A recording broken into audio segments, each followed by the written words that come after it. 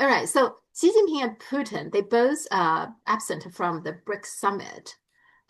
What is your Yeah. take on that? I think this is interesting. I mean, in Putin's case, I think it's fairly straightforward. Ever since the International Criminal Court published a warrant against him, Putin has been very careful not to travel across territory, fly over territory, which might potentially be hostile Mhm. and might seek to bring his plane down. And by the way, I mean, that may sound extreme, but it has happened during the Assange crisis, whilst Snowden was Snowden. at Moscow airport. The aircraft, the private aircraft of the president of Ecuador, was forced down over Europe Mhm. because there were expectations, there was beliefs that Snowden was hiding in it. He wasn't, by the way, but I mean, it was already a massive violation of state sovereignty. So, I mean, if they could do that, then they could do something similar now. Obviously, Russia is in a different category to Ecuador, but it shows that they no longer place any weight on the sovereignty of leaders or anything of that kind. So I think Putin, for that reason, wanted to stay away from the BRICS summit because, as I said, it's Brazil. It would mean going very close to NATO-controlled airspace, and he wasn't going to take that risk. And I think he was wise to. Now, why Xi Jinping didn't go, I'm not going to pretend that I fully understand myself. There's I understand the official explanation was scheduling issues. Mhm. Um, I think there are two possible explanations here. Explanation one is that there is some event taking place or being prepared in China, not Xi Jinping losing power or any of the nonsense that you see Gordon Chang and all those idiots churning out again. But it could be that China's making some big, there's been some big discussions in China about some either very big domestic topic or other such thing, and that Xi Jinping is needed to basically supervise that. I mean, that's possible. I don't know enough about what goes on in China to be able to say one way or the other. There Mhm. is another possibility, and it's just the one I throw out. I'm not saying this is true. And that is that, of course, Modi, the Indian prime minister, is going to Brazil. Mhm. And at this particular moment in time, there are certain tensions between China and India Mhm. connected to the events with Pakistan. And I think Xi Jinping may have, and the Chinese government may have come to the view that it might be better, therefore, if Xi Jinping himself didn't go so as to avoid any possible discord between himself and Modi Mhm. at this BRICS meeting, which is completely unconnected matters. I don't think, by the way, Xi Jinping's absence in terms of BRICS is that important. And I don't think that it means that China is downgrading BRICS or anything of that kind. I think that a lot of the hard work into setting up payment mechanisms and all of that has already been done. So Xi Jinping's appearance, attendance was not needed. And of course, Li Qian, who's the Mhm. Chinese prime minister, is an extremely Mhm. capable man. And he's perfectly capable of doing all the things that need to be done. And I'm sure he's in contact with Xi Jinping all the time. So these are my own guesses. I'd be interested to know what you think. I think actually, that's pretty much what I thought because there is a big event. July Yeah, 7th is the yeah. celebration anniversary of when the Japanese invaded Beijing, which is, I mean, Oh, there are right. many Okay. things happened during that time, the Japanese invasion of China. Right. Yeah, July 7th is a big one because they invaded Beijing. Okay. Now, Yeah. at that time, Beijing wasn't the capital. Capital was Nanjing. But still, Yeah. Beijing, has historically be the capital of China, and it's a very, very significant city. So symbolically, it's a, and actually, I think there was some.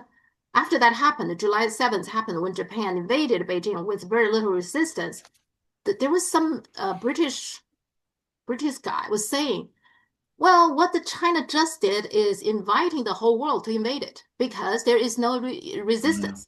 This is a wealthy empire with no resistance. Why don't we just all go there and Yeah. loot and rob or something like Yeah. that? So as you can see, so Yes. July 7th is when I was there, when I was in Beijing, I was going to visit a place that when July 7th, there is a bridge. Something happened there that led to the whole invasion of the Japanese to Yeah. Beijing. And it was closed for repair, preparing for this event.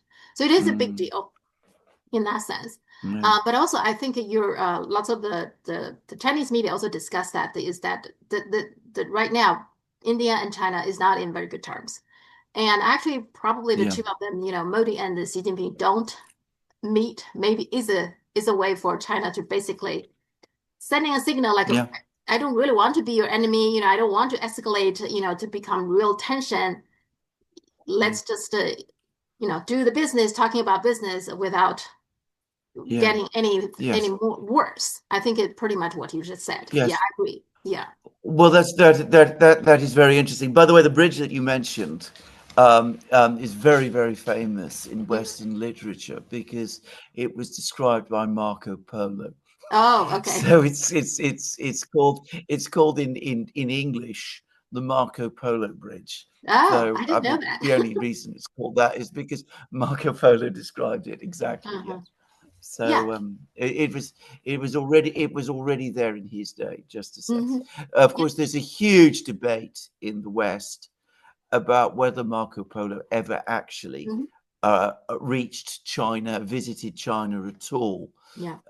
There's a views that, in fact, he only pretended that he did, and he put together all his understandings of China from various books about China that he'd read from Persian travelers. Just saying. Yeah. Certainly, he wasn't the important person in China that he pretended he was. Mhm. Well, apparently his father and his brother, they were merchants. So they actually did go out to do That's right. business, to do trade. That seems proven. Yes. Yes. Yes. But whether they Yeah. went all the way to China or more likely, according to the Italians, are they met a lot of the Arabs and other Yeah. business people, trading people, and they Exactly. have been to China Exactly. and told him a lot of the Yeah. things, and Yeah. then they told him something like that. Yeah. Okay. Anyway. But anyway, so Exactly. I mean, July 7th is a Please big continue. Yeah. event. Yeah, it is. It's a So, big event. Yeah. yeah. Yeah. It's a very big event. I mean, I think that in some historians in the West, I think if I'm right, it happened in, was it 37? 1937? 1937. Yes. Yeah, huh? July Yes. 7th. Yeah. I mean, some Western historians now are treating that as the true start of the Second World War. Hmm. Yeah. I mean, the British always say that it's the 3rd of September 1939 because Yeah. that's when The Britain Poland. declared war on Germany, and Uh-huh. exactly Poland. For the Soviets, it's the 22nd of June 1941. For the Hmm. Americans, it's December 1941. Well, the true start of the Second World War was this incident in 1937, and Yeah. that is the real date when Hmm. the war began, because of course China was involved in continuous conflict with Japan from that episode all the way up to Japan's eventual surrender in I think it was September 1945. So Yeah. China had the longest war. Yeah. Again, a fact which many people don't understand. It had a longer war than any other country. Hmm. Yeah. And I think both Putin and Xi Jinping, I think both Russia and China, uh, more and more, they really want to correct the narratives that the Western about the World War II.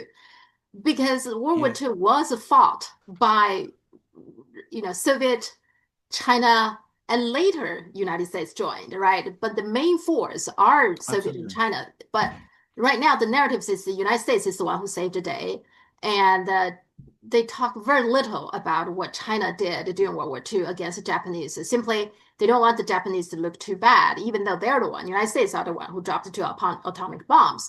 But they always try to shift the narrative, make China look not that significant. It's the United States who saved the day everywhere. I think both Xi Jinping and Putin, Absolutely. I think both of them want to use this opportunity this year, 80th anniversary, 88th anniversary, however you want to count it. They want to, correct the narrative, correct the history, I think. That that that is absolutely correct. I mean, just as the Soviet Union played the biggest role in Hmm. defeating Germany, China played the biggest role in defeating Japan.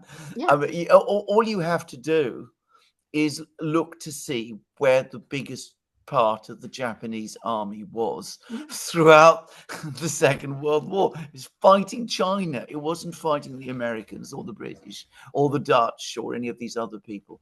So absolutely, um, as I think we've discussed in many programs, if the Soviet contribution to the Allied victory in the Second World War is grotesquely downplayed in the Hmm. West today.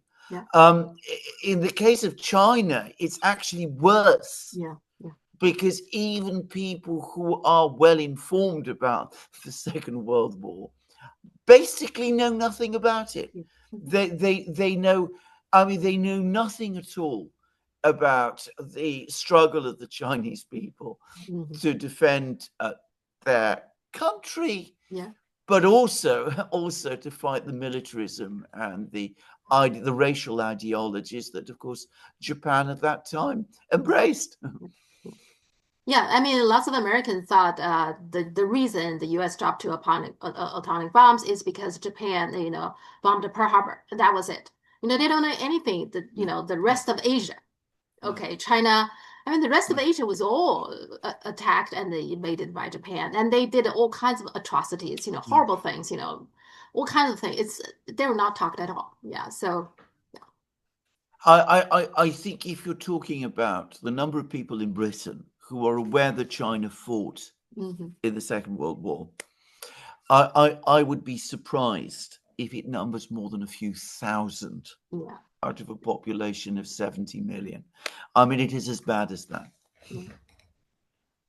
Yeah, let's see if Trump goes to September 3rd, the Well, military indeed. parade. Let's Well, see. indeed. Yeah.